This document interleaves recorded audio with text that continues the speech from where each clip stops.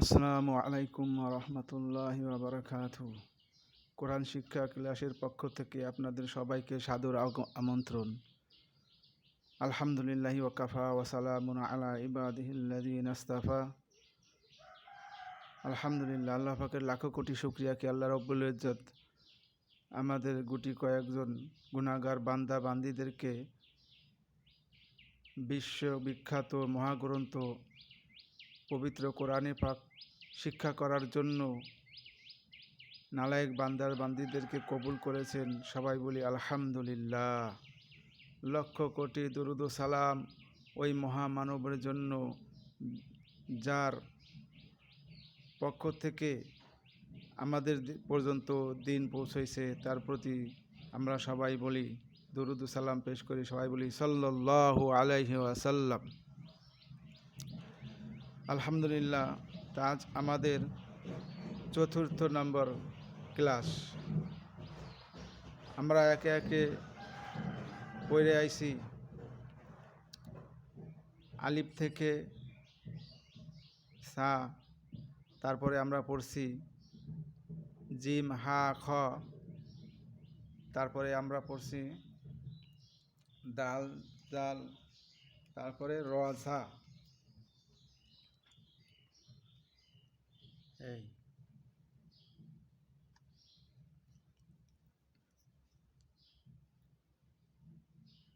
তাহলে আলিফ কখন হামজা হয় এটার একটা ধারণা দেওয়া হয়েছিল যে আলিফে যখন জের জবর পেশ অথবা সুকুন তানবিন পাওয়া যায়, আলিফকে তখন হামজা বলা হয়। মাখরাজও বলছিলাম যে আরবি হরফ 29টি, মাখরাজ 17টি। 1 নম্বর মাখরাজ হলকের শুরু হইতে হামজা হা, হামজা হা। আর 2 নম্বর মাখরাজ হলকের মধ্যখান হইতে আইন হা। তাহলে আমরা 1 নম্বর মাখরাজ এবং 2 নম্বর মাখরাজও জানতে পারলাম। তারপরে আমরা পড়ছিলাম বা, তা, সা।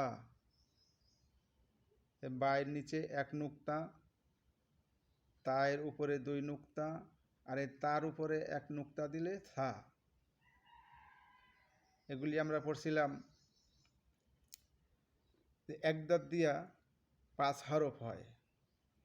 এই যখন এক হরফ অন্য হরফের সাথে যুক্ত হয় তখন পূর্ণ হরফ থাকে না, হরফের শুধু ডাইন মাথাটুকু থাকে। হরফের শুধু ডাইন মাথাটুকু থাকে। যেরকম এই যে দেখেন উপরে এই যে আছে, এই এক দাঁতের নিচে 1 নুক্তা বা, দেখছেন? এক দাঁতের নিচে 1 নুক্তা বা। এরকম আমরা এক দাঁত দিয়ে 5 হরফ পড়ছিলাম। তাহলে এক দাঁত দিয়া 5 হরফ, এক দাঁত দিয়া 5 হরফ, এক দাঁতের নিচে 1 নুক্তা দিলে বা, এক দাঁতের উপরে 1 নুক্তা দিলে নুন। এ দেখেন এই যে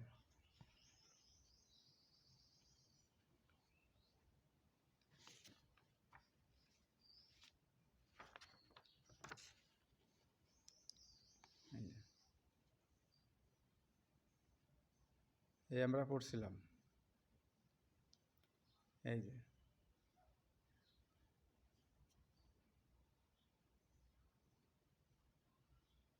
এই এক দাঁতের নিচে 1 নুক্তা বা, এটা হচ্ছে প্রথম বা।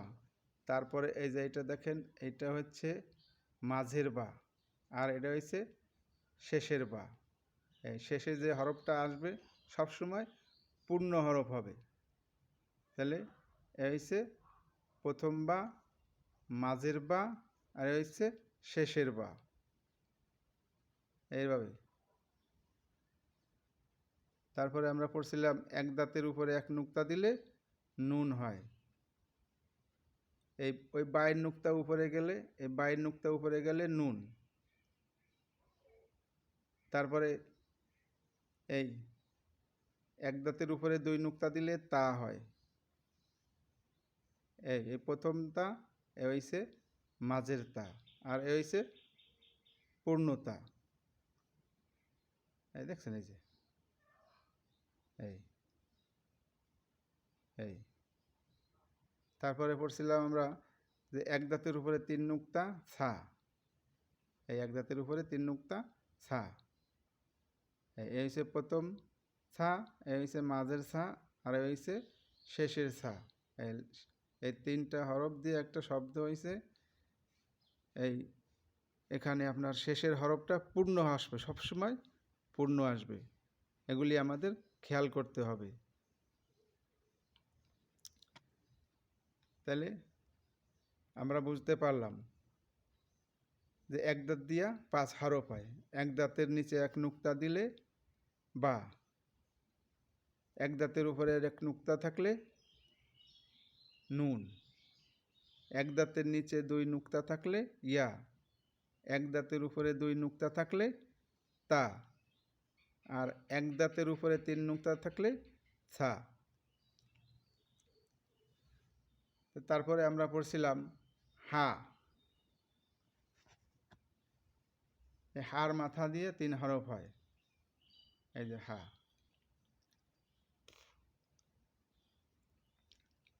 হার মাথা দিয়া 3 হরফ হয়। এই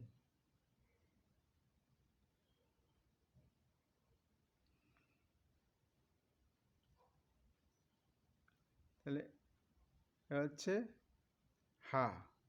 এই হরফটার নাম হচ্ছে হা। এই যে এই হার মাথা, এই যে হা, এই হার মাথা দিয়ে 3 হরফ হয়। এই হা, হার নিচে 1 নুক্তা থাকলে জিম,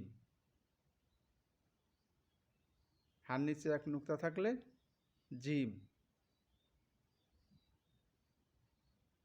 নুক্তা না থাকলে হা, এই হার উপরে 1 নুক্তা থাকলে খ।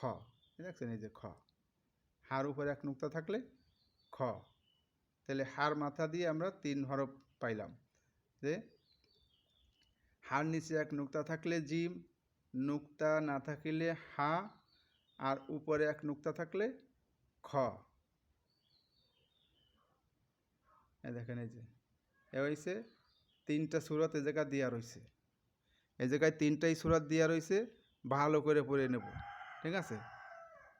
এ হইছে প্রথম সূরত, এ হইছে মাঝের সূরত, আর এ হইছে শেষের সূরত। যে হার মাথা দিয়ে 3টা সূরত হয়। এই হইছে প্রথম সূরত, এই মাঝের সূরত। মাঝে যখন হরফটা আসবে 2 দিকেই মিলানো থাকবে, 2 দিকেই মিলানো থাকবে। আর এ হইছে শেষের হরফটা পূর্ণ হবে। এই যে দেখেন, এই যে শব্দ লেখা রয়েছে এই জায়গায়, এই জিম, আর এই হচ্ছে তা। এই জিম, এই তা, এই হামজা, আর এই হচ্ছে জিম, এই বা, এই তা, এই জিম। তাহলে এভাবে আমরা ভালো করে মুখস্থ করে নেব ইনশাআল্লাহ আজিজ। তারপরে আমরা পড়ছিলাম দাল আর জাল। দাল আর জাল পড়ছিলাম। বাংলা সংখ্যা 1-এর মতো দেখা যায়, তার নাম দাল, তার নাম দাল। বাংলা সংখ্যা 1-এর মতো দেখা যায়, তার নাম দাল, তার নাম দাল। এই যে দেখছেন, এই বাংলা সংখ্যা প্রায় 1-এর মতো দেখা যায়। এই এই দাল, এই যে এই দাল। তাহলে আর এই হারকত এই যে উপরে রয়েছে, হারকতের পরিচয় তো এখনো দেওয়া হয় নাই, পরে দেবো ইনশাল্লাহ। আগে হরফগুলি ভালো করে শিখে নিই। তাহলে বাংলা সংখ্যা 1-এর মতো দেখা যায়, তার নাম দাল, তার নাম দাল। বাংলা সংখ্যা 1-এর মতো দেখা যায়, তার নাম দাল, তার নাম দাল। এই দাল, এই দালের উপরেই দালের উপরে এক নুক্তা দিলে জাল হয়ে যায়। এই যে দালের উপরে এক নুক্তা দিলে, এই যে দালের উপরে এক নুক্তা দিলে জাল।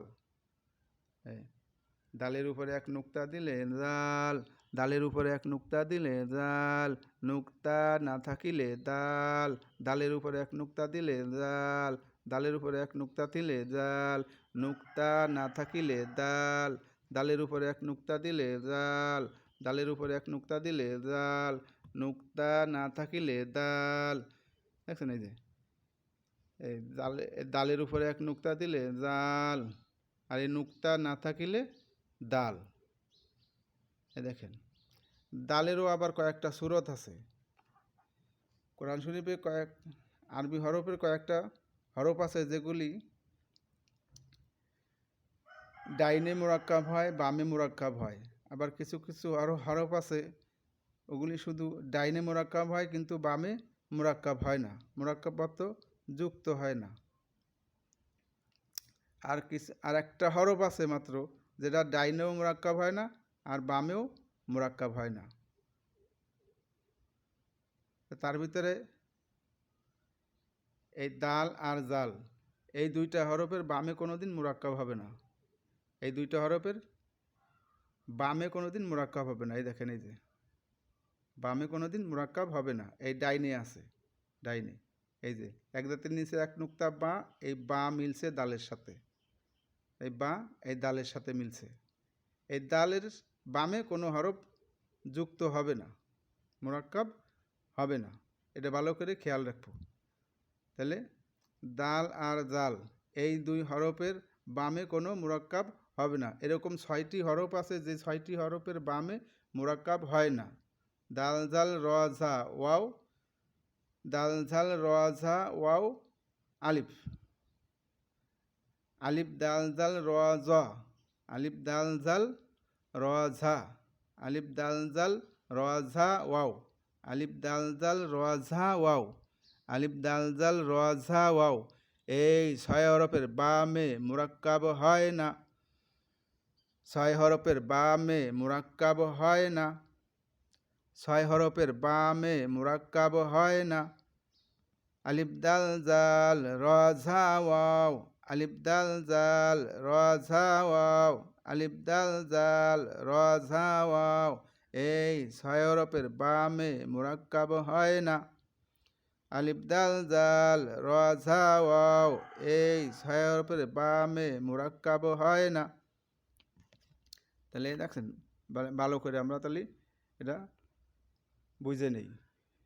এই দেখেন এই যে এই বা আর এই দাল, এই 6 হরফের কথা হচ্ছে আমার সাথে যদি যুক্ত হইতে হয় ডাইন দিক দিয়ে যুক্ত হইতে হবে। সাক্ষাৎ করতে হলে ডাইন দিক দিয়ে সাক্ষাৎ করতে হবে, বামে কোনো সুযোগ নাই, বামে সাক্ষাতের কোনো সুযোগ নাই। আচ্ছা, তারপরে আমরা পড়ছিলাম র আর ঝা, এই র আর এই ঝা, এই যে কাঁচির আগার মতো দেখা যায় তার নাম র, তার নাম র, কাঁচির আগার মতো দেখা যায় তার নাম র, তার নাম র। এই দেখেন এই যে এই র, এই কাঁচির আগার মতো দেখা যায়, এই হচ্ছে র, এই র।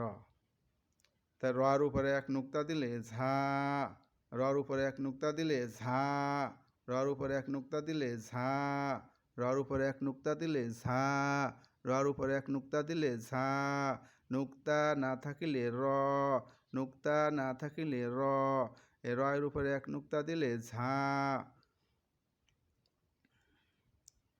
এই ঝা। দেখছেন রয়ের উপরে এক নুক্তা ঝা, নুক্তা না থাকিলে র, রয়ের উপরে এক নুক্তা দিলে ঝা, নুক্তা না থাকিলে র। তো র আর ঝা এই দুই হরফেরও একই কথা। ওই যে বলছি যে 6 হরফের বামে মুরাক্কাব হয় না, আলিফ দাল দাল র ঝা ওয়াও।